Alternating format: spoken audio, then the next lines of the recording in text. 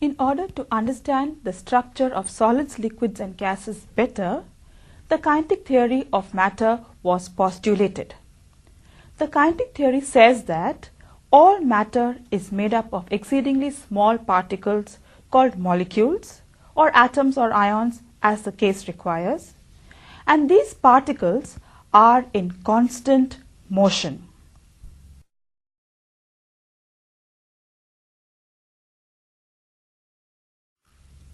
When heat energy is supplied to matter, the kinetic energy of the particles increases and they start moving more vigorously.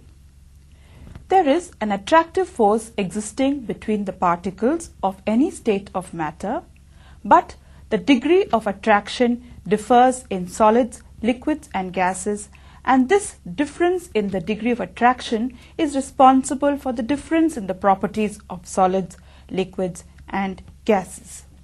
The molecules of the same kind attract each other with a kind of force which is called a cohesive force, and particles of different kind attract each other with a force which is known as the adhesive force. This is how the molecules are arranged in the three states of matter. In solids, the molecules are closely packed with minimum intermolecular spaces. The spaces between the molecules, you may observe, is very small, and this is called the intermolecular spaces. As the intermolecular spaces are small, the molecules approach each other more closely and the force of attraction between the molecules is strong. The particles in a solid, therefore, can only vibrate about their mean position, but they cannot migrate from one place to another. The attractive force between the particles being strong, the solid has got a definite shape and volume.